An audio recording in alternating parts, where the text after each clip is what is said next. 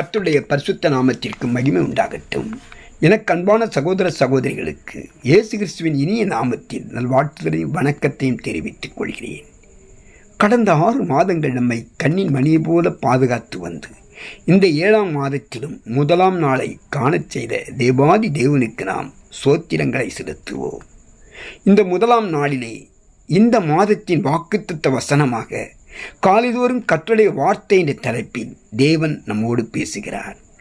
லேவியராகமம் 26ஆம் அதிகாரம் 9ஆம் வசனம், நான் உங்கள் மேல் கண்ணோக்கமாயிருந்து உங்களை பலுகவும் பெருகவும் பண்ணி உங்களோட என் உடன்படிக்கையை திடப்படுத்துவேன். உங்கள் மேல் கண்ணோக்கமாயிருந்து என்பது நான் உங்களை பாதுகாப்பேன், நான் உங்களுக்கு அருள் புரிவேன் என்பதாகும். எல்லா சூழ்நிலைகளையும் நம்மேல் கண்ணோக்கமாயிருப்பார், கண்ணோக்கமாயிருந்து பாதுகாப்பார். அதோடு கூட பலுகவும் பெருகவும் பண்ணுவார்.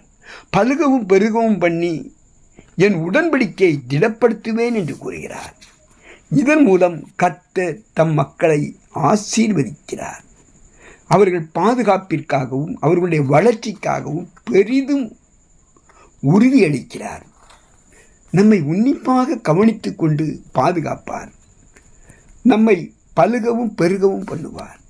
செய்த உடன்படிக்கையை உறுதியாயிருப்பார். யாத்திராகமம் 2ஆம் அதிகாரம் 25ஆம் வசனத்திலே தேவன் இஸ்ரவேல் புத்திரரை கண்ணோக்கினார், அவர்களை நினைத்தருளினார் என்று நாம் வாசிக்கிறோம். எனக்கு அன்பான சகோதர சகோதரிகளை, இன்றைக்கு இஸ்ரவேலின் தேவன் நம்மேல் கண்ணோக்கமாயிருக்கிறார், நம்மேல் மனதுருகிறார், நம்மேல் இரக்கமாயிருந்து மனதுருக்கமாயிருந்து நம்மை ஆசீர்வதிப்பார். நம்மேல் கண்ணோக்கமாயிருந்து பலுகவும் பெருகவும் பண்ணுவார். மனிதரோடு உடன்படிக்கை பண்ணுவார் என்றால் கர்த்தரால் தெரிந்து கொள்ளப்பட்டவரோட உடன்படிக்கை பண்ணுகிறார் என்று சங்கீதம் 89:3 நாம் வாசிக்கிறோம். ஆம், நம்மோடு கர்த்தர் உடன்படிக்கை செய்து நமக்கு வாக்குத்தத்தங்களை கொடுக்கிறார். கர்த்தரின் மகிமை பெரிதாய் இருப்பதினால் அவர்கள் கர்த்தரின் வழிகளை பாடுவார்கள்.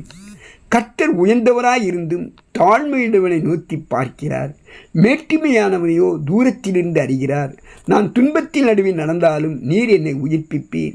என் சத்துருக்களின் கோபத்திற்கு விரோதமாக உமது கையை நீட்டுவீர். உமது வலதுகரம் என்னை ரட்சிக்கும். கர்த்தர் எனக்காக யாவையும் செய்து முடிப்பார். கர்த்தாவே உமது கிருபை என்றும் உள்ளது. உமது கரத்தின் கிரியைகளை நெகிழ விடாதிருப்பீராக என்று தாவீது சொல்கிறார்.